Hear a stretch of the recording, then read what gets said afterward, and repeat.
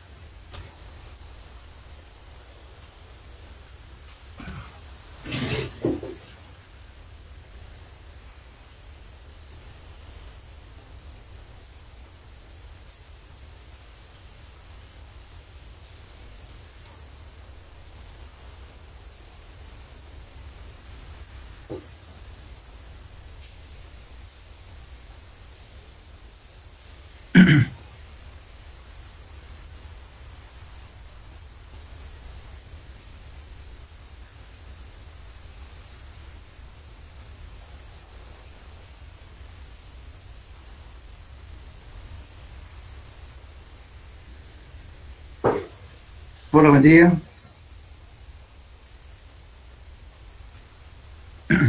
Hola. Bien, ingeniero. Creo que quedamos aquí en los métodos indirectos, ¿no? Estamos viendo el coeficiente de permeabilidad, ¿no?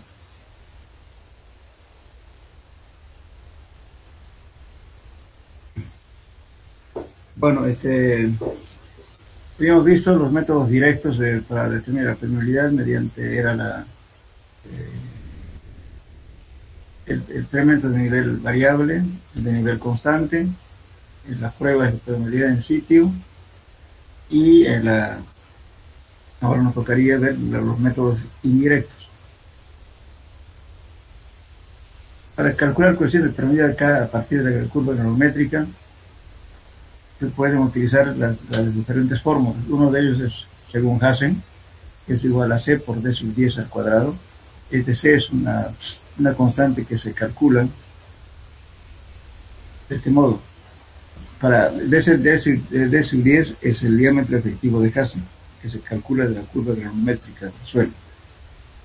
Cuando D sub 10 en arenas cuando tiene un valor de entre 0,1 y 3 milímetros, entonces se adopta, varía, hemos dicho, entre 41 y 146, pero se adopta un valor de 116.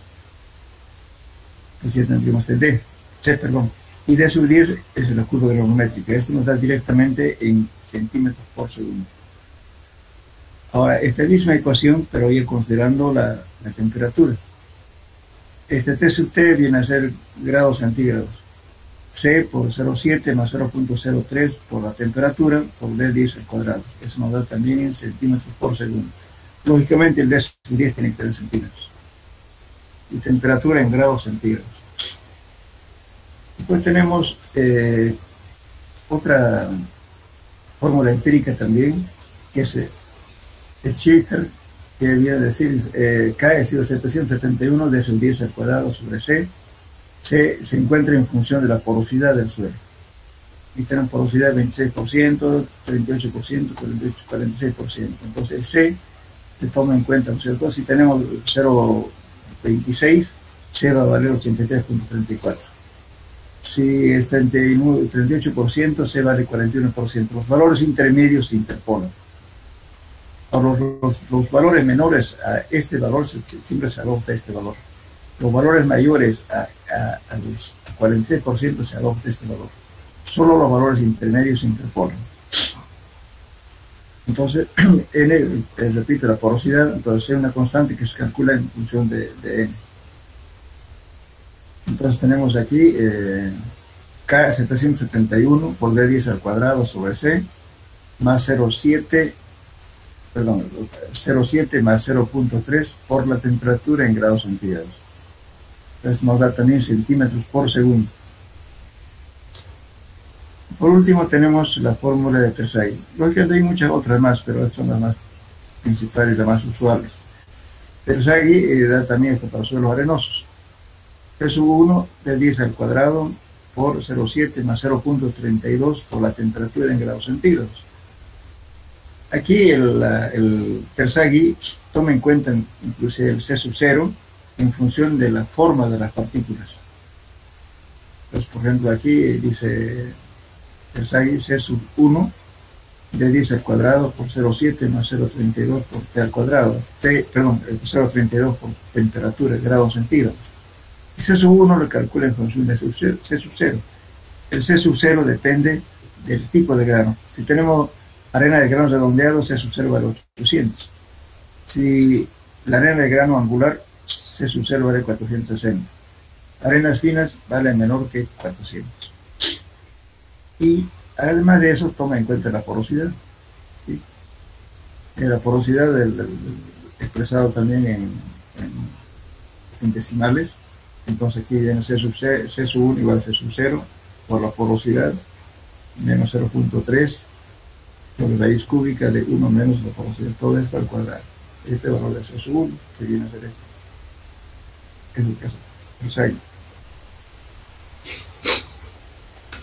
La otra prueba es la prueba horizontal de capilaridad.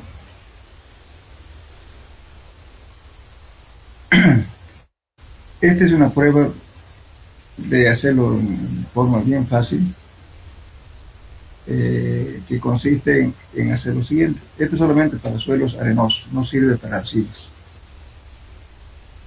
Se tiene el recipiente con agua y un frasco transparente, puede ser de vidrio o de plástico. Bueno, entonces, lógicamente está abierto en ambos extremos. Aquí se le coloca un tapón, puede ser de goma o de cualquier otro material que sea impermeable. Y se hace un orificio y se mete a ella un tubito de aire. Lógicamente que eso tiene que estar sobresalido acá.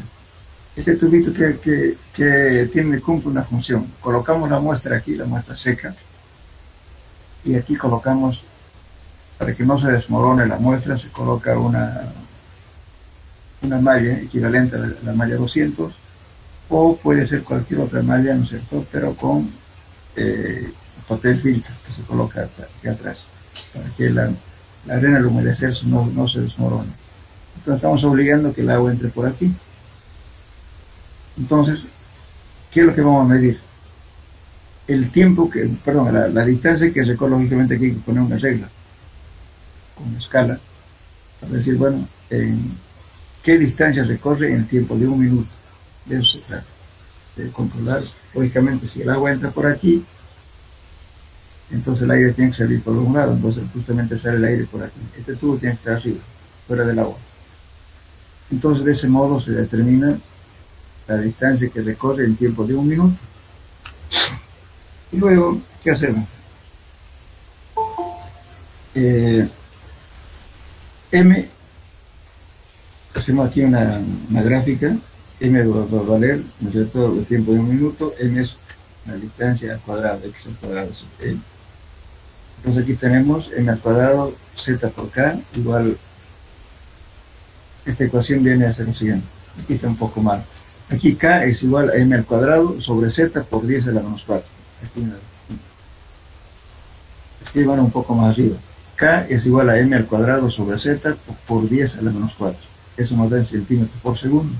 Esa es la permeabilidad. Ahora Z es una constante que varía de 10 a 50. Para arenas medias, limosas y secadas al horno, Z vale aproximadamente 20. Generalmente se trabaja siempre casi como es para un suelo granular, siempre se trabaja con este valor de 20.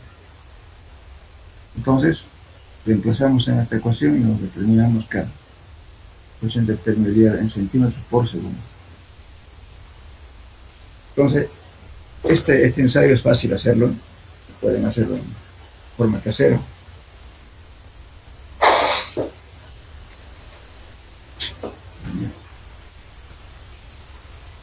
Bueno, hasta ahora hemos visto, ¿no es cierto?, que estamos obligando justamente que el agua recorra siempre un solo sentido, ya sea vertical o horizontal.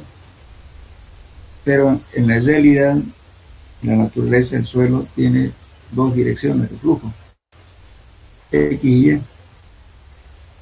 Entonces aquí justamente vamos a analizar ese caso. Permeabilidad en tensión estratificable. Generalmente en la naturaleza los suelos están dispuestos en estratos diferentes, tipos de suelo y espesores. Los espesores también son variables. Entonces, ¿qué hacemos? Supongamos que este sea un suelo con diferentes estratos. Tenemos la altura H1, H2 y H3. Tres estratos. En cada estrato tenemos un valor de coeficiente de permeabilidad, el K2 también, K3 también. Y la velocidad, lógicamente, en cada estrato va a ser diferente su flujo, diferente velocidad, de su 1, de su 2, de su 3. Entonces vamos a calcular, teniendo esos datos, el coeficiente de permeabilidad horizontal y coeficiente de permeabilidad vertical. Y aquí tenemos el caso, o sea, el coeficiente de permeabilidad vertical viene a ser la sumatoria de H sub I, o sea, de la cantidad de estratos que tenga, dividido entre H1 por K sub 1, K sub 1, por ahí corrijo, después H2 por K sub 2, por cada estrato, H3 por K sub 3, y así sucesivamente la cantidad de estratos que quiera.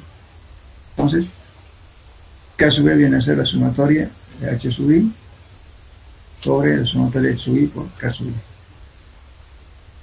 Entonces esa es la fórmula para calcular el coeficiente de permeabilidad vertical y el horizontal. En el horizontal es K sub I por H sub I sobre la sumatoria de H sub I. Este es el coeficiente de permeabilidad horizontal. Ahora, el valor, digamos, del coeficiente de permeabilidad promedio, entonces viene a ser igual, aquí no está escrito, escríbanlo. El coeficiente de permeabilidad promedio en suelos estratificados es igual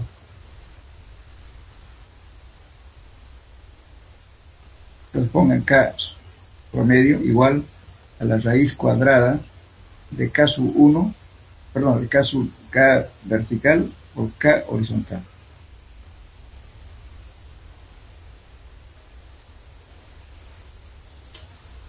Es el promedio. Entonces sería K sub T con A igual a la raíz cuadrada de K sub B por K sub H. Ese es el promedio. Bueno, también, lógicamente, que el flujo de agua está en ambos sentidos, vertical y horizontal. Entonces, ahora si hacemos la igualdad de las formas, ¿no es cierto?, de que el caso 1 y el caso 2, etcétera, para las mismas condiciones de flujo, hacemos la igualdad del coeficiente de permeabilidad vertical y horizontal, vamos a demostrar de que K sub H es mayor que K sub B. Entonces, ¿qué quiere decir esto? De que la permeabilidad en sentido horizontal es mayor que la vertical. Pero sin embargo, en los otros ensayos que hemos hecho, ¿no es cierto?, hemos obligado a que el flujo sea solamente una sola dirección, vertical. Y la determinación de la prueba de capilaridad horizontal, hemos dicho que el flujo sea netamente horizontal. O sea, estamos obligando que el flujo de agua sea solamente una sola dirección, pero en la realidad la permeabilidad tiene dos direcciones, vertical y horizontal.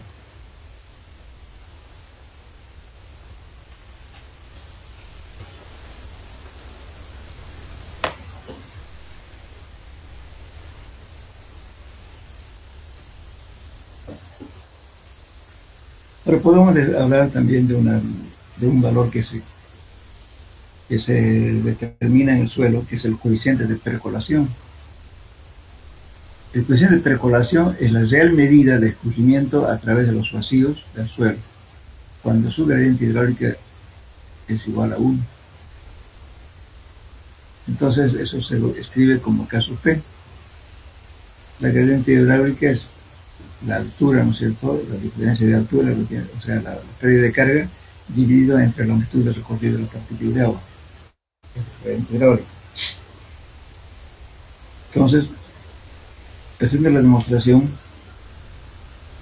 de la ecuación de Darcy, vamos a llegar a una ecuación final que es igual el K sub P, o sea, la ecuación de percolación es igual a K sub T, o sea, la ecuación de permeabilidad cualquiera, dividida entre la porosidad.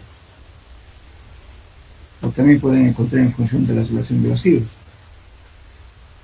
N es igual a E sobre 1 más E. Pueden calcular también por eso. Conociendo la relación de vacíos, pueden calcular también N. De ese modo se calcula el coeficiente de percolación. Bueno, aquí tenemos una tabla comparativa de los suelos, de la permeabilidad de los suelos. Aquí está en centímetros por segundo. O sea, el menor valor es 10 a la menos 9 centímetros por segundo. Y que este casi se puede considerar como casi impermeable. Nunca es impermeable al 100%, casi impermeable. Entonces, cuando los ensayos resulta que son muy largos y que el suelo es muy arcilloso, entonces se coloca el coeficiente de permeabilidad igual a 1 por 10 a la menos 9. Entonces tenemos una tabla, ¿no es cierto?, aquí para diferentes tipos de materiales y cómo va variando su permeabilidad. Esta es una tabla que he sacado del libro de Joseph Bowles y otro de Castro Villalas.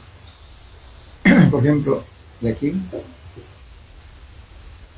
para gravas limpias, 10 a la menos 2 a 1. Para arena limpia, mezcla de arena y gravas limpias, de 1 a 1 por 10 a la menos 3. Sucesivamente va dando valores característicos para cada tipo de suelo. Aquí, por ejemplo, dice suelos impermeables como las arcillas homogéneas bajo la zona de meteorización es 1 por 10 a la menos 7, 1 por 10 a la menos 9. Pues son entonces los coeficientes de permeabilidad variables, ¿no?, según los dos autores, Bowles y Crespo Villalas.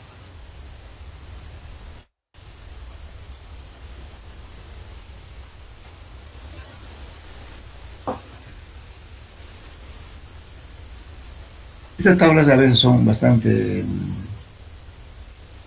pues, útil para poder valores aproximados, ¿no? Si tenemos arenas, por ejemplo, limpias, y quiere decir que puede ser una arena más graduada o arena bien graduada, entonces tenemos 1 por 10, desde 1 a 1 por 10 a la menos 3.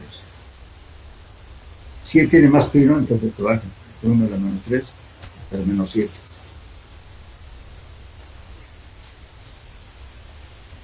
En suelos impermeables como las arcillas homogéneas bajo la zona de meteorización, bien sea desde la menos 7 hasta la menos 9. Esos serían los coeficientes de permeabilidad más o menos tentativos que uno puede adoptar dependiendo del tipo de suelo.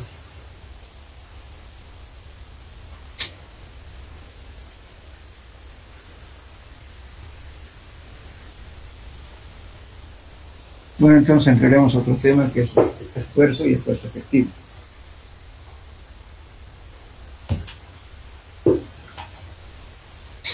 Hola, ¿me escuchan? Sí, que a veces tengo una mala señal, a veces se baja. Sí, ingeniero, se escucha, no se preocupe. Gracias. Entonces vamos a entrar a un capítulo que se llama esfuerzo y esfuerzo efectivo. Bueno, la reacción del suelo y de la roca a los esfuerzos es la parte más importante para un proyecto de cimentaciones de estructuras, terraplenes, taludes, estructuras de sostenimiento, etcétera. Entonces, como ya saben ustedes que el suelo está compuesto por 3 elementos, que es sólido, agua y aire. Pero resulta que todo lo que soporta el esfuerzo de corte son los sólidos. Entonces, los sólidos son relativamente incompresibles y soportan los esfuerzos de corte. El agua es relativamente incompresible, pero la resistencia al esfuerzo cortante es solo por su viscosidad casi cero, por no tomar en cuenta al agua como algo que soporta la carga. El gaseoso es también compresible y tiene poca resistencia viscosa al esfuerzo de corte.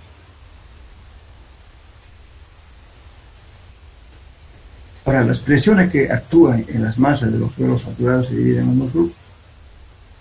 Uno, aquellas presiones que transmiten directamente de grano a grano del suelo. Las presiones que actúan contra el fluido que llena los poros del mismo. Ahora, estas presiones que se llaman efectivo también siempre se llaman presiones intergranulares.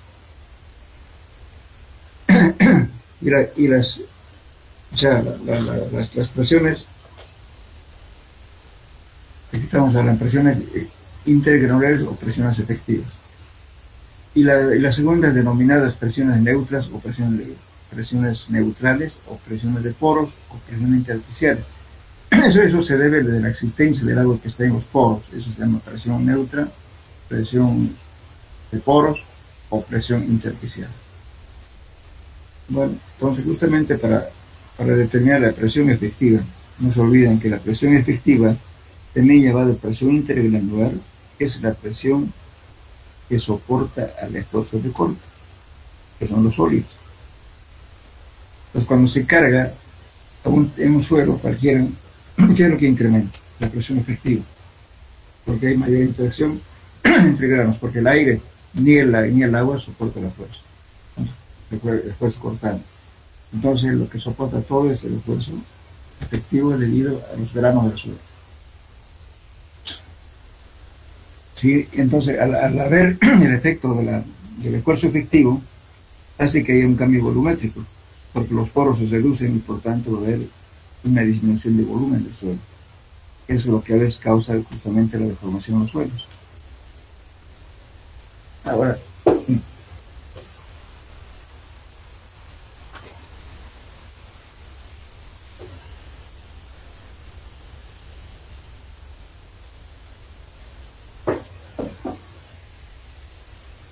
vamos a hacer una demostración, porque aquí justamente esto, lo que estamos hablando aquí se refiere a esta figura. Si una carga de Q o Q' uniformemente distribuida sobre una camada de esferas iguales, con espacios vacíos entre ellas, vamos a ver eso, no se distribuye uniformemente a través de la masa, sino que el esfuerzo varía de un punto a otro dentro de cada esfera. Tendrá un máximo los puntos de contacto que tienen pequeñas áreas y será el mínimo en el centro de cada esfera. Entonces, si vemos aquí, fíjense, estamos haciendo aquí una carga puntual soportada por un área bruta A, que son esferas, pero también tenemos suelos con diferentes tipos de partículas, que son de diferentes dimensiones. Entonces aquí le aplicamos la carga, pero sí va a seguir soportando por la carga A. Estas cargas sobre granos de suelo irregular, entonces generalmente el suelo nunca va a estar así con esferas perfectas, sino se nunca va a tener este caso. Entonces todo lo que es, digamos, a la parte sólida equivale como si tuviéramos, por ejemplo, aquí un recipiente con agua, un pistón metálico impermeable en el cual colocamos una carga que está actuando sobre un área total A. Pero además tenemos vacíos aquí. Entonces vamos a tener área de vacío sobre 2 a este lado y aquí área de vacío sobre lado. Y toda esta presión se llama U, que es la presión intersticial o presión neutra. Este muelle que ven aquí, eso simula como si fuera justamente el suelo. Esto le puede soportar todo el esfuerzo del corte. Entonces, la presión va a ser igual aquí. Presión, o sea, el esfuerzo efectivo va a ser igual a Q' sobre A, sobre el área de contacto. Entonces aquí hacemos lo siguiente. Si escribimos esto, fíjense, Q es la carga, o sea, es aquí una carga. Q' también la carga, ¿no es cierto?, cuando tiene presencia de agua. O sea, para demostrar esta fórmula tenemos Q. Si yo lo divido entre este sobre área, sobre área, sobre área, voy a tener este valor, sigma. Aquí sigma prima, que es lo que está actuando justamente en el suelo con presencia de agua. Más U es la presión neutra, que va a ser igual área de vacío sobre A. El área de vacío, justamente el área de vacío que está en la demostración aquí de esta gráfica. Aquí es a su vez área de vacío entre 2. A un lado, entonces este área de vacío sobre A es un área que en caso de suelos, esta relación de área de vacío por el área total vale 1. Como aquí, en suelos vale 1. En arenisca porosa vale 0,35 a 1, pero en suelos 1. Entonces esta relación, como vale 1, ya no se la escribe. Entonces la presión total va a ser sigma prima más U. Que viene a ser el peso específico multiplicado por la altura. Entonces, hacemos lo siguiente. Entonces, si yo tengo esto, ¿no es cierto? La presión total va a estar aquí. La presión, ¿no es cierto?, del área saturada más la presión neutra o presión intersticial. Y a todo esto lo estoy dividiendo, o sea, entre áreas, no me varía, me va a quedar sigma o sigma prima más U, porque esto me va a ser 1. Entonces la ecuación me va a quedar presión total es igual a la presión efectiva más la presión neutra. Entonces la presión efectiva va a ser igual a la presión total menos la presión neutra. Entonces esa es la demostración que hace Terzaghi y esta ecuación lo llama justamente la ecuación de la presión total proporcionada por Terzaghi. Pues si yo quiero sacar presión efectiva, voy a despejar. Presión efectiva será igual a la presión total menos la presión neutra. Lo que equivale a decir, supongo en un suelo que tenga agua, voy a tener el gamma saturado multiplicado por su altura. Más el peso del agua, ¿cierto? El peso específico del agua multiplicado por su altura, eso es U. Entonces se suman las dos. Esa es presión total. Pero si yo quiero calcular la presión efectiva, despejo esto, me va a quedar presión total menos la presión neutra.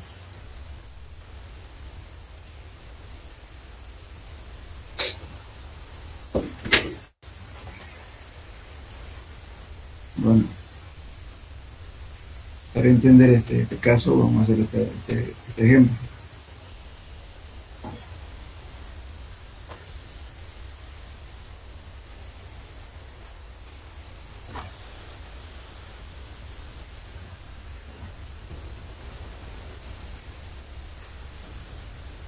Vamos basando en este esquema de aquí. Lo estoy diciendo, fíjense, aquí tenemos inicialmente el suelo estaba aquí, sin excavación. Tiene una altura del nivel de agua, 6 metros, y la altura del suelo tenía 7,50. Todo estaba así. Y el nivel de agua estaba hasta aquí. Entonces, se calcula lo siguiente, el problema dice lo siguiente: se hizo una excavación cerca de un río en un suelo de arcilla debajo del cual se encuentra un estrato de arena. La arcilla pesa 1920 kilos por metro cúbico y es prácticamente impermeable comparada con la arena. La excavación se realizó con un cucharón de almeja. El cucharón de almeja es un balde que tiene una mandíbula, ¿no es cierto?, que al estirar el cable cierra la mandíbula y sirve para excavar. También hay hidráulico, entonces como una mandíbula que cierra, ¿no es cierto?, la mandíbula y puede excavar. Entonces con ese equipo hizo un agujero. Lo dice aquí, hizo una excavación cerca de un río, un suelo de arcilla bajo la cual se encuentra un plato de arena. La arcilla pesa 1920 kilos por metro cúbico y es prácticamente impermeable comparada con la arena. La excavación se realizó con cucharón de almeja y el agujero se mantuvo casi lleno durante la excavación. Después se sacó el agua por bombeo. La arcilla del fondo de la excavación se levantó y repentinamente estalló. ¿Y qué ha pasado? Entonces la presión que está actuando arriba era menor que la presión que está empujando el agua de abajo hacia arriba. Pero la presión neutra en este caso ha sido mayor, por eso estalló. Por eso vamos a calcular aquí. Entonces tenemos, fíjense, aquí la presión total es igual, suponiendo que el suelo está aquí. Esta altura es 750 multiplicado por su peso específico, que es igual a 1920. Aquí tenemos presión total. ¿Y la presión neutra cuál es? El gamma del agua multiplicado por su altura. Entonces, la altura viene a ser desde aquí 6 metros por 1000. El peso específico del agua, 1000 kilos por metro cúbico. Entonces me va a dar 6.000 kilos por metro cuadrado. Ahora tengo la fórmula que había proporcionado Kersaghi, era esta: presión total de la presión efectiva más la presión neutra. Entonces quiero saber la presión efectiva. En este caso viene a ser sigma prima igual a la efectiva, sigma total menos la presión neutra. Entonces tengo aquí la presión total era de 14.400, aquí le falta un 0, 14.400 menos 6.000. Me queda 8.400 kilos por metro cuadrado. Pues hasta ahí, este terreno, después de haber hecho la excavación, o sea, cuando no se ha hecho la excavación y bueno, con todos los componentes, está la presión efectiva es de 8.400 kilos por metro cuadrado. Pero ¿qué pasa si lo excavo? Después de terminar la excavación y antes de bombear el agua, bombear el esfuerzo efectivo vertical en la parte superior del estrato de la lana es lo siguiente. Pues aquí ya he hecho la excavación. Solamente me quedó 1,50 de aquí. Entonces calculo esto primero. 1,50 por el peso específico del suelo, que es 1920. ¿Y qué más? Más el peso del agua. Y el peso del agua, si tengo agua aquí, está creciendo presión aquí. Entonces tengo 6 menos 1.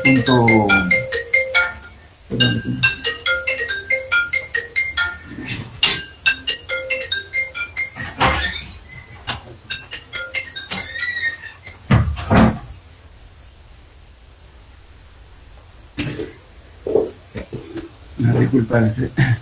Ya, entonces, después de terminar la excavación y antes de bombear el esfuerzo efectivo vertical en la parte superior del estrato del arenes, entonces este suelo ha quedado sin excavar. Entonces 1.5 de altura multiplicado por el peso específico, 1920 de la presión total, más el peso de esta agua que está actuando sobre esto. Entonces viene a ser 450, que es la altura de aquí hasta acá, multiplicado por 1000. Pues me da la suma total de los dos, 7.380 kilos por metro cuadrado. Muy bien.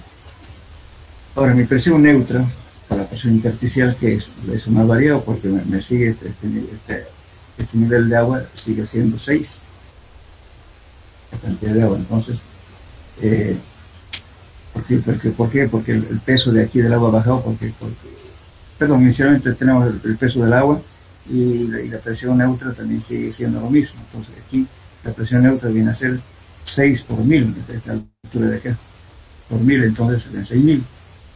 Entonces, haciendo la diferencia de la presión efectiva, presión total menos la presión neutra, tengo 1330 kilos por metro cuadrado. Hasta ahí no pasa nada. Sigue estable. ¿Pero qué pasa ahora si le estoy sacando el peso, que es el agua de aquí? Después de bombear el agua hasta bajar, dice, 1,40 metros, estoy bajando aquí, estoy bombeando a bajar este 1,40. El esfuerzo vertical de la parte superior del saco de arenas, entonces aquí varía, fíjense aquí, 1,50, aquí 1920, que no vería esto, más, si bombeo esta altura de acá de 4,50, bombeo 1,40, entonces me queda 310 metros de agua. Multiplicado por 1000, tengo esta suma, 2.880 más 3.100, total tengo 5.980 kilos por metro cuadrado. Y la presión neutra o la presión intersticial no ha variado porque la altura sigue siendo la misma, 6 metros, el empuje del agua. Entonces, sale 6.000. Y si calculo la presión efectiva, presión total menos neutra, me va a quedar menos 20. Entonces, en ese caso, ¿qué quiere decir? Que si la presión neutra, perdón, la presión efectiva es negativa, que quiere decir que no hay nada que soporte el esfuerzo de corte. Y por consiguiente, ¿no es cierto?, el agua que estaba aquí un poco, ¿no es cierto?, entonces hizo esfuerzo de aquí para arriba, entonces esto se conveó y reventó y vuelve a llegar a su posición natural. Entonces en ese caso falló.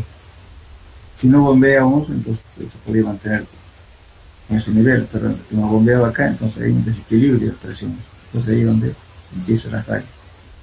Entonces si la presión efectiva es que es negativa, quiere decir que no hay nada que soporte el esfuerzo de corte. Y por tanto, el agua actúa de abajo hacia arriba y por tanto debe llegar al mismo nivel. Todo esto reventó.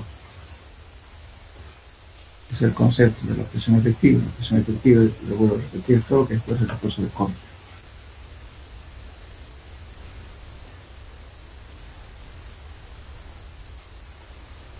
Bien, entonces,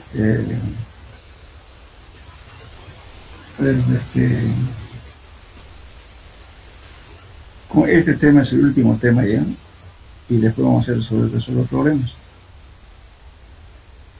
Todas estas formulitas, por favor, se van a copiar. Presión efectiva es la presión total menos la presión neutra.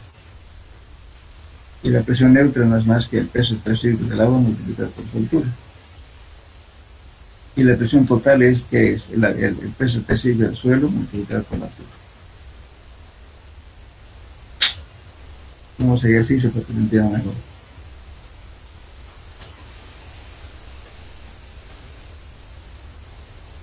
¿Preguntas de aquí, jóvenes?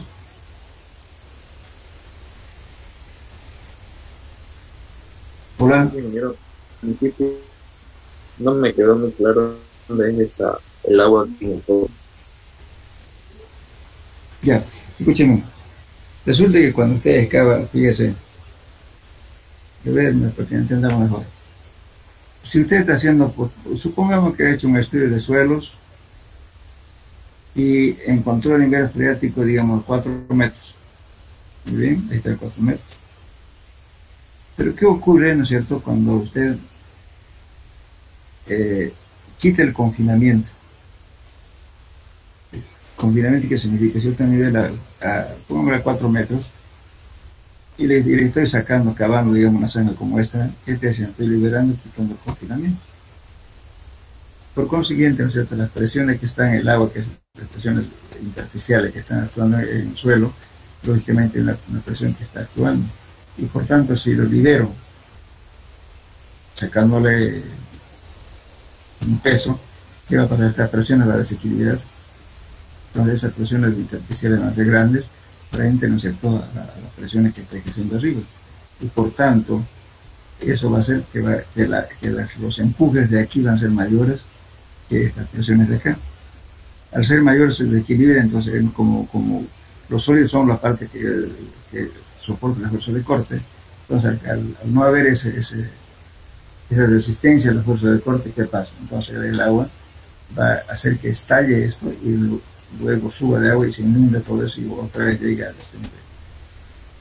Generalmente en las excavaciones naturales, por eso, como estaba dando un ejemplo, si usted encuentra un nivel de freático 4 metros, pero está excavando los 3 metros, 3,50, ya va a ver, ya va a empezar a aparecer el agua. Posiblemente, cuando profundice más, bueno, supongamos que la jornada de trabajo se acabó, se fue a las 6 de la tarde de su casa, bueno, solamente dejó el suelo húmedo, pero no hay agua. Pero vuelve al día siguiente, va a encontrar agua en la excavación, en la laguna. ¿Eso qué se debe? Justamente a quitar el confinamiento, ¿no es cierto? Entonces, si tengo el nivel de agua aquí, este nivel nivel del agua, ¿no es cierto?, se va a abatir. Posiblemente este abatimiento viene un poco más abajo, por acá, ¿no? Y cuando ya dejo esto saqué todo el peso de acá, entonces me queda libre, entonces esta presión de aquí va a subir y va a inundar el suelo y va a llegar a su mismo nivel, de repente un poco más arriba.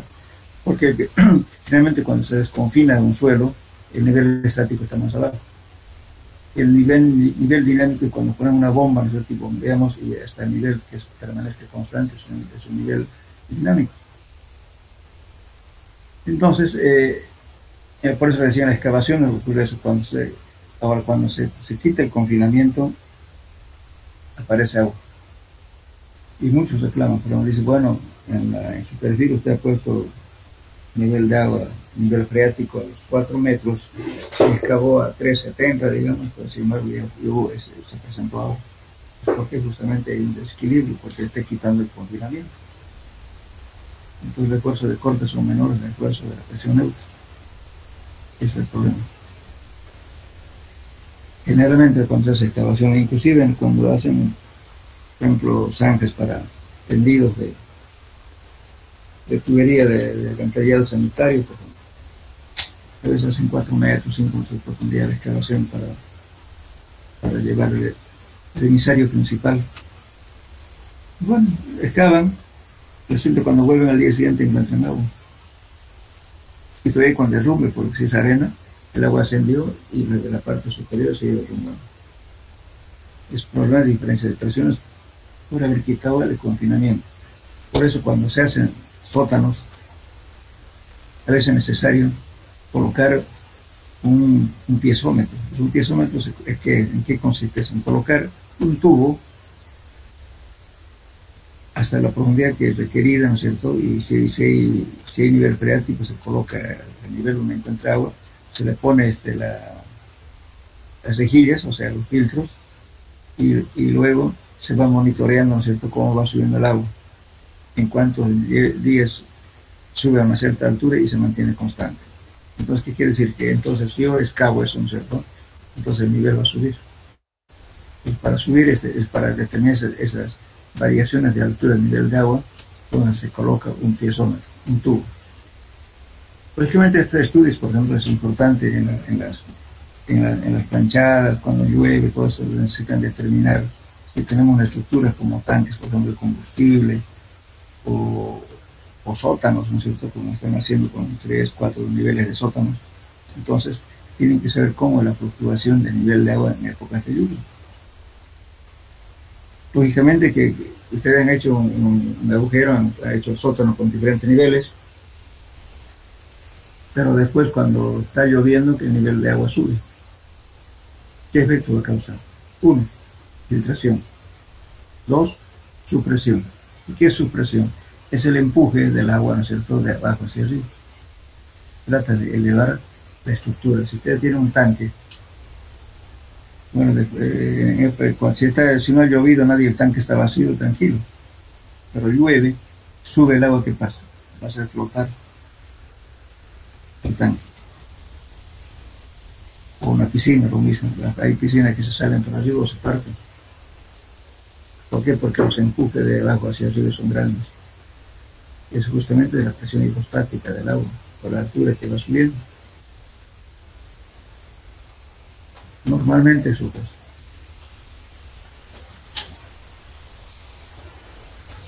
Por eso en las excavaciones generalmente, ¿no es cierto? Si ustedes van a hacer un sótano, si ve el nivel freático muy cerca, hay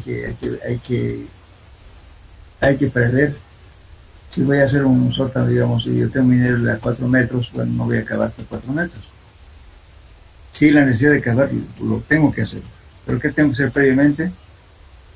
Colocar tubos, hacer una especie de pozos de agua más o menos, y luego colocar bombas sumergibles para bombear el agua, ¿no es cierto?, para bajar el nivel freático, de tal modo que esté en agua esa zona.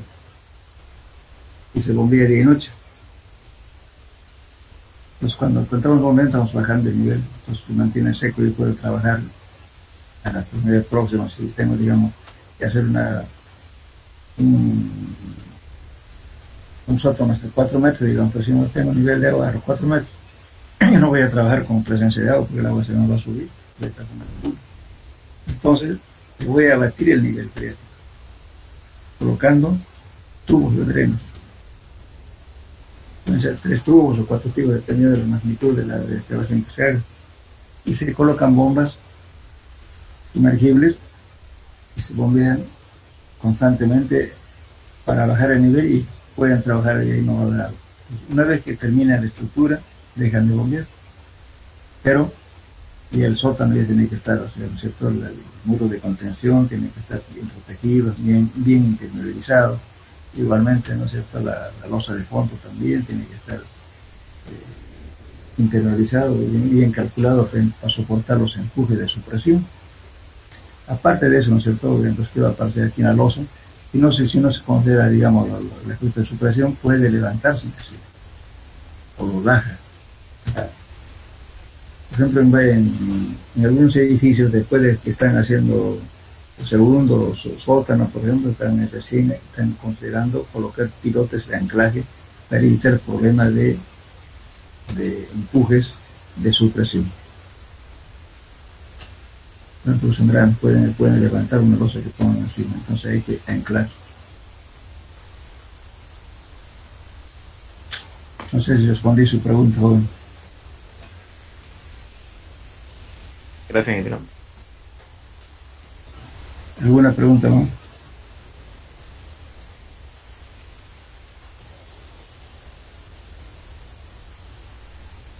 Después vamos a hacer el ejercicio de esto, por favor. Entonces, ustedes van a hacer su formulario y vamos a hacer el cálculo. Vamos a terminar esto y después ya vienen los problemas. Tenemos este tema, tenemos que terminar. Y de aquí hay problemas ya resueltos. Aquí, por ejemplo, hay un problema de suelo que también. Recuerda aquí detrás el diagrama de presiones efectivas. Aquí tenemos agua, tenemos arena y tenemos arcilla.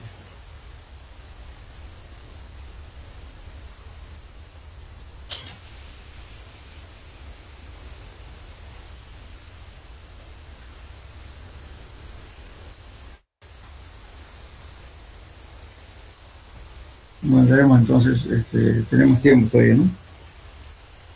20 minutos. Veremos este capítulo 10, densidad de los suelos. Vamos a hacer la introducción.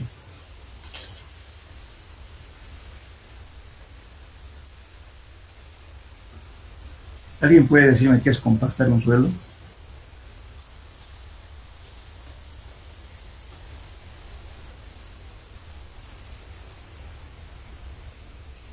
Hola. ¿Qué entienden por compactar un suelo? Sería un acomodo de partículas de tipo de suelo que tiene. Sí, eso es. Aplicar una energía de compactación para disminuir su relación de vacíos. Y de ese modo hacer que el suelo tenga mayor compacidad, mayor consistencia y son arcillas, y además hacer más estable. Eso es compactar. Lógicamente la compactación se puede hacer por diferentes métodos, ¿no? Pues vamos a leer un poquito de esta introducción que dice: cuando se habla de compactación de suelo, estaremos relacionados con obras de pavimentación, de carreteras, calles, aeropistas, estacionamiento u otras obras. Cuando decimos, por ejemplo, si estamos haciendo un relleno, o sea, la compactación es la misma secuencia de trabajo, dependiendo más bien en el área donde uno trabaja. Supongamos que están haciendo un silo. ¿Conocen silos, no es cierto? Esos depósitos grandes para guardar granos, eso se llaman silos. Generalmente son cilíndricos. Pero también hay tipo galpones, hay diferentes formas de silos. Lo más usual es cilíndricos. Entonces el silo, ¿qué está haciendo? Fíjense, tiene la base, que son las zapatas, después vienen las chapas, ¿no es cierto?, para formar un cilindro. Ese cilindro tiene cierta velocidad y abajo los que tiene un piso. Pero ese piso no es solidario con las zapatas, es independiente, porque las cargas no son las mismas, ¿no es cierto?, que llegan al anillo de los hilos, llegan con otra intensidad de carga, y a la losa llega con otra intensidad de carga. Entonces el hormigón de la parte central trabaja independiente del hormigón de las zapatas o de los cabezales. ¿Por qué? Porque también la distribución de cargas en suelos granulares no es como en el agua. El agua hace una distribución uniforme en toda el área donde se asienta. En cambio, en los granos no, tiene cierto valor de fricción, y por tanto las mayores presiones están en las partes laterales. Por eso es que se cuida que la zapata sea bastante, para soportar las grandes presiones, ¿no es cierto?, y que es por la fricción que existe entre los granos. Bien, entonces el hecho, digamos, de mejorar el suelo para la losa central, hay que hacer la compactación con la misma secuencia que en otros, solamente de repente utilicemos equipos más pequeños. Porque no vamos a poder meter un equipo grande de compactación, un vibrador, lo que sea, porque es un área muy reducido. Entonces vamos a compactar un equipamiento más pequeño. Pero vamos a hacer variar la altura de compactación, que es menor altura, para que lleguemos a las densidades máximas. Ahora, cuando estamos haciendo una carretera, lógicamente, ¿no es cierto?, vamos a ver, utilizamos ya, porque como hay el área de trabajado que vamos a trabajar es más grande, entonces utilizamos equipos también más grandes. Entonces lo que se persigue con la compactación es que el suelo mejore su calidad de soporte. Para eso, ¿qué tiene que haber? Relación de vacíos, mayor interacción entre granos, y que el suelo sea totalmente estable. Ustedes se dan cuenta, si tenemos un terreno, supongamos una arena, está hecha de arena, pasa un carro, lógicamente se va a plantar, porque está suelto la arena, por tanto se hunde, hay huellamiento. En cambio, si ese material está compacto, va a pasar sin sentido, ¿verdad? Va a dejar poco hundimiento en el terraplén o el lugar donde está pasando su vehículo. Entonces, ¿qué quiere decir? Que entonces el suelo está con mejor compacidad, está más estable. Entonces, justamente la compactación, bueno, hay varios métodos para compactar, por ejemplo, por ejemplo, la compactación de suelos no tiene importancia en el capítulo de mecánica del suelo, así como en un suelo falta la adecuada compactación, es causa de muchas fallas en los pavimentos. De ahí que la estabilidad de la obra exige que de diferentes capas de un pavimento, como ser terreno de fundación, su base, capa de rodamiento, se hayan debidamente compactados, de manera que la relación de vacíos sea baja. La compactación se efectúa mediante equipos especiales de compactación, como ser, para cada caso de suelo, hay diferentes tipos de compactadora, no es la misma como para todos los casos. Por ejemplo, puedo compactar con rodillos, ¿no es cierto? Los rodillos pueden ser lisos, pueden ser con pata de cabras, vibratoria, etc., o simplemente con planchas aplanadoras, rodillos lisos o de llanta. Por ejemplo, hay otros rodillos, no sé si han visto, hay compactadoras con ruedas, con hartas ruedas. Esa compactadora, por ejemplo, es la compactación para dar el toque final de una compactación, para sellar los poros. Entonces, puede tener rodillos de pata de cabra, eso para compactar por los suelos que tengan plasticidad, como ser limo arcilloso o arcilla. Después tenemos libros rotadores, que son que además, ¿no es cierto?, que son rodillas que pueden vibrar dependiendo del lugar, aumentar o disminuir las vibraciones. Aquel día los equipos modernos ya vienen con variación de vibración. Bueno, en fin, hay diferentes sistemas de compactar. Entonces, la persona que compactar tiene que escoger su compactadora adecuada para un cierto fin y con el tipo de suelo que esté utilizando. Bien, al compactar, ¿qué es lo que conseguimos? Establecer un contacto masivo entre partículas, cuando integramos para apretar, o sea, al aplicar una energía de compactación estamos haciendo que disminuye la relación de vacío y por tanto hay mayor contacto entre partículas. Las partículas de menor tamaño son forzadas a ocupar los vacíos formados por las partículas de mayor dimensión. Todo el espacio vacío son ocupados por partículas más pequeñas. Cuando un suelo está compactado, aumenta su volumen de soporte, su valor de soporte y se hace más estable. Por ejemplo, como les decía hace rato, si hago pasar un vehículo en terreno suelto, lógicamente se va a hundir, va a dejar huellas. Y si el suelo está bien compactado, casi no se notan las huellas. Como las partículas se hallan firmemente adheridas después de la compactación, la masa del suelo será más densa y su volumen de vacíos también menor, porque se reduce al disminuir los vacíos, se reduce su relación de vacíos. Y también, por otra parte, la capacidad de absorber agua también disminuye, porque tiene menos poros. Entonces, cuando el suelo está más suelto, almacena más agua con los poros. Todo esto es lo que nos da como ventaja el suelo en su compactación. Entonces, el procedimiento de compactación va a depender del tipo de suelo y va a depender del método que empleemos.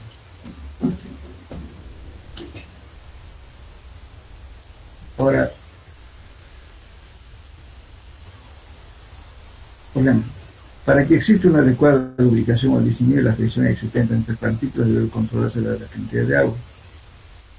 Si es excesiva, las fuerzas hidrostáticas se empujarán, o sea, se van a contrarrestar las fuerzas de compactación, ¿no es cierto? Entonces, por eso no es conveniente usar mucha agua y poca agua. A la cantidad de agua necesaria para hacer una compactación se llama humedad óptima. Pues justamente, ¿cómo vamos a hablar de eso? Entonces vamos a hacer una serie de curvas y vamos a determinar la cantidad de agua ideal para que no exista una oposición muy grande para llegar a las densidades máximas. Entonces la cantidad de agua de la humedad óptima es la cantidad de agua adecuada que con poco esfuerzo lleguemos a las densidades máximas. Ese es el humedad óptima. Entonces, además, ¿no es cierto?, si tiene exceso de agua, ¿qué va a pasar? Va a tender de separar más bien las partículas. Entonces, el agua va a absorber parte de la energía de compactación. Entonces, nunca vamos a llegar a las densidades máximas porque demasiada presencia de agua. Por eso hay que controlar la humedad para compactar un suelo.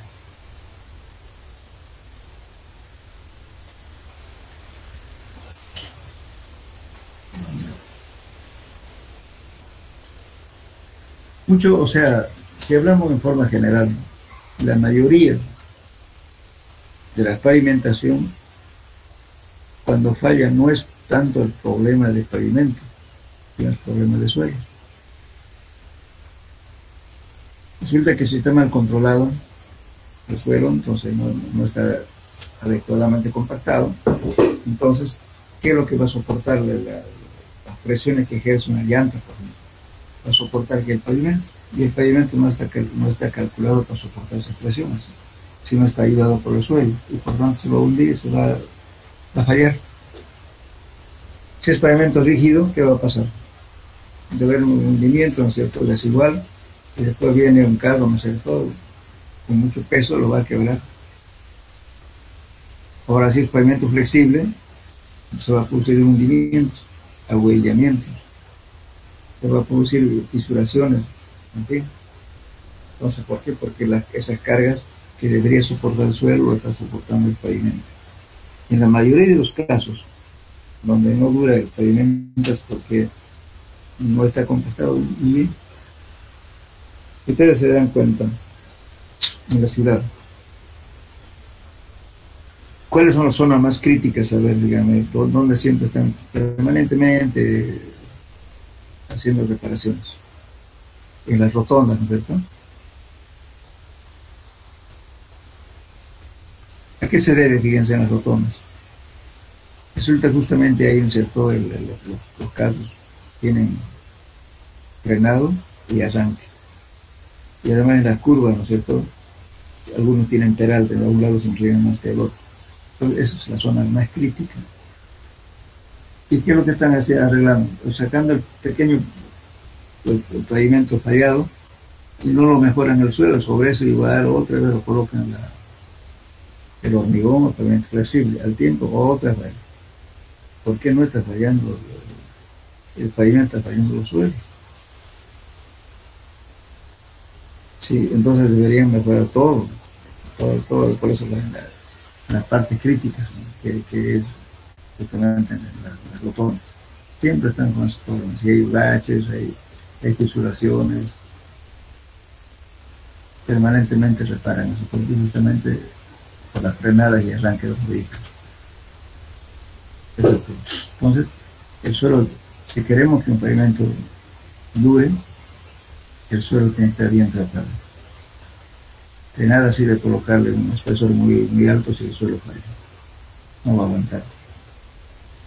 Entonces, por eso hay que saber escoger, ¿no es cierto?, la densidad. O sea, lo que quiero decir, hay mucha gente dice, por ejemplo, la densidad seca que vamos a obtener mediante la compactación, no puede tomar un parámetro, digamos, tentativo de un libro.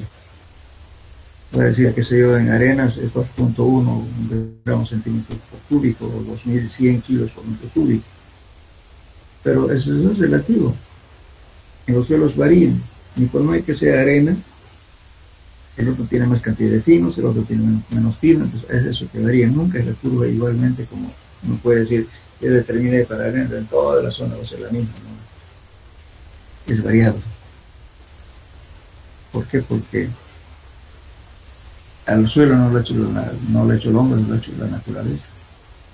Por tanto, tenemos en parte, podemos tener más finos, otro más grueso, entonces es regular, que no podemos estandarizar, decir, en la arena de tal tipo, su densidad está. Los datos en los libros simplemente son referenciales. Entonces, la mejor manera de saber cuánto es su valor es hacer la curva de compactación y saber qué cantidad de agua va a echar para que sea ideal, para que se acomode con menos esfuerzo. O sea, la humedad óptima, que viene a ser una palabra, es como decir, echa la cantidad de grasa necesaria, ¿no es cierto?, para que el perno entre con facilidad a una tuerca, con menos esfuerzo. Esa es la cantidad de humedad óptima. La humedad óptima hace que se lubrique adecuadamente las partículas y se acomode de la mejor manera con menos esfuerzo. Eso es la humedad óptima. Si me falta la humedad óptima, voy a hacer muchas pasadas más de máquina para llegar a la densidad máxima. Y si le echo demasiada agua, entonces se va, en términos de jerga de suelo, se dice se va a bombear. ¿Qué es bombear? Se va a hacer, es decir, como puede ser, el agua empieza, ¿no es cierto?, cuando aplicamos la energía de compactación, el agua está actuando, ¿no es cierto?, la presión hidrostática está tratando más bien de levantar las partículas. Ya no se está acomodando, más bien empuja. Entonces, por eso cuando hacen la compactación en arenas, a veces salen una especie de sinusoides. ¿Por qué? Porque además pierden agua, entonces es difícil compactar, cuando hacer una curva de compactación en arena cuando no se tiene precauciones. Entonces, por eso es que la humedad óptima debe ser controlada. Ahora, cuando estamos haciendo un control de campo, la compactación debe ser controlada, ¿no es cierto? Si estamos usando capa base, por ejemplo, tenemos que usar, controlar la granulometría, aparte de la densidad de campo y la humedad, por supuesto. Tenemos la curva de compactación ideal obtenida en el laboratorio, nos dice a qué valor vamos a llegar de densidad y con qué humedad hemos trabajado para llegar a esa densidad. Es la idea. Pero resulta que muchas veces no se cumple. Es frecuente en nuestro medio, por ejemplo, cuando estamos trabajando con la capa base, hacen la prueba y no da la densidad. Entonces el ingeniero dice, pásale unas 2 o 3 veces más. Pasan otra vez, resulta que cada pasada que va haciendo la compactadora o un suelo granular, lo está rompiendo, a no ser que sea un agregado duro, en ese caso sí, no pasa nada. Pero nosotros estamos usando agregados relativamente blandos, como les digo aquí de ahí. Es una cuestión, digamos, de que pasa la compactadora tantas veces hasta llegar a ser máximo, va a llegar, pero está rompiendo las partículas. Por eso es que la cantidad de pasadas en máquina también tiene que ser limitado, no hay exageración. Vuelvo a repetir, todo depende, ¿no es cierto?, de la calidad del tratamiento del suelo para que una carretera aguante. No, siento que no vamos a tener problemas. Entonces, por eso en una carretera hay 2 tipos de fallas. Uno que es falla estructural y el otro es falla superficial, que lo podemos sanar. Se rompió un pavimento, sacamos un pedazo y lo reponemos. Pero estructural es de toda la formación, digamos, de la crema, el proceso de grado. Y esa separación cuesta más. Por tanto, bueno, resulta que todo el mundo cree, por ejemplo, que el pavimento rígido no va a tener falla, pues mentira, fíjense. No tienen 10 años de uso, hay muchos barrios, ¿cierto? Las losas rotas, ¿cierto? De hormigón. ¿Por qué? Porque no está bien apoyado el suelo. O sea, no se han trabajado muy bien. Es falla netamente del tratamiento del suelo. Y peor todavía, las obras que hacen a veces en las calles, uno observa, no controlan las densidades, porque cuando están trabajando hay que controlar cuál es su densidad con la cual le van a pavimentar. Por eso no hay control. También en el uso de hormigones, por facilidad de trabajo que hacen, hormigón que tenga mayor cantidad de agua es más fácil manipular, entonces lo hacen un poquito más, con más cantidad de agua. Eso tampoco no es bueno. ¿Por qué? Porque su resistencia baja. Cuanto más tengan cantidad de agua, entonces su resistencia va a ser menor, a no ser que esté usando algún aditivo. En este caso sí, cuando echa la cantidad mínima de agua, pero echa un aditivo, puede aumentar su trabajabilidad, o sea, aumenta la humedad, pero sin embargo los poros van a ser menor porque no hay mucha agua, simplemente que la reacción química ha hecho es que aumente la trabajabilidad del hormigón. Entonces, a veces la falla es más, como repito, fallas técnicas en el manejo de suelo, en rellenos, compactación. Eso. En cambio, en un terreno bien compactado dura más la cosa. Pues el asunto, digamos, ¿cierto?, de hacer movimiento de tierra en una carretera o en cualquier parte donde más se gana plata o se pierde plata, justamente manejando suelo. ¿Qué es una carretera? Movimiento de tierra. Y luego el pavimento es una capa final. El problema es hacer terraplén, tratar con grandes volúmenes de tierra. Entonces vamos bien. Y entonces la próxima clase vamos a ver las curvas de densidad de humedad y cómo vamos a construir la curva, cuántos métodos hay para hacer y en qué casos se utiliza cada método. No es una cosa general para todos. Por ejemplo, tengan siempre en la mente que la compactación en áreas pequeñas, ¿no es cierto?, hay que acomodar y controlar y justamente que utilice el equipo más adecuado. Pero en áreas más grandes pues, nos da mucho más facilidad porque tenemos máquinas grandes con más capacidad de compactar. Pero en cambio, generalmente ahora, por ejemplo, en los puentes, ustedes se dan cuenta, ¿no es cierto?, cuando se inaugura un puente, ustedes pasan por un vehículo, no sienten cuando están subiendo hacia el puente, cuando están pasando en los extremos del puente, no se sienten. Pero después de que pase un año, ¿qué va a pasar? Va a haber un brinco. ¿Por qué? Porque el suelo se asentó con relación al puente. Entonces, ¿qué hacen? A veces lo ponen una plancha, ¿no es cierto?, para evitar esos problemas del salto. Le ponen una plancha metálica. ¿Pero por qué se hundió el suelo? Justamente cuando están haciendo, primero hacen el puente, levantan la altura y después le rellenan, ¿no es cierto?, para levantar el terraplén. Entonces, en esa parte crítica de acercamiento del terraplén con la estructura de hormigón, entonces la hacen compactan con compactadoras pequeñas y no lo controlan bien la densidad, por eso hay hundimiento siempre o sea, al llegar al puente, ¿no es cierto?, tanto de entrada y de salida hay un pequeño brinco. Por eso el problema es compactación. Después a veces están rellenando, entonces cortan y le rellenan un poco de piel y lo compactan. ¿Por qué? Porque no han compactado bien, porque es incómodo compactar ahí, justamente en la zona de acceso. Bueno, ¿tienen preguntas, jóvenes?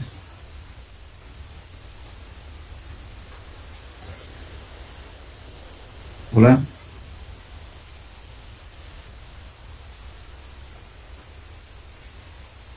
Hola, ¿me escuchan? Sí, se escucha, señor. Sí, sigue. Entonces dejaremos acá, la próxima clase vamos a ver los métodos de contactar, hacer las curvas, todo lo demás. Esto nos va a llevar dos clases, supongo. Y con eso finalizamos el tema y vamos a empezar a resolver problemas. De cada tema vamos a hacer 1 o 2 problemas. Vamos a utilizar por lo menos 3 clases para resolver problemas. Para eso tienen que tener su formulario y participar en la solución de problemas. No solamente copiar lo que ya está escrito. Bueno, pues aquí quedamos, jóvenes. Hasta luego. Hasta luego, ingeniero. Luego.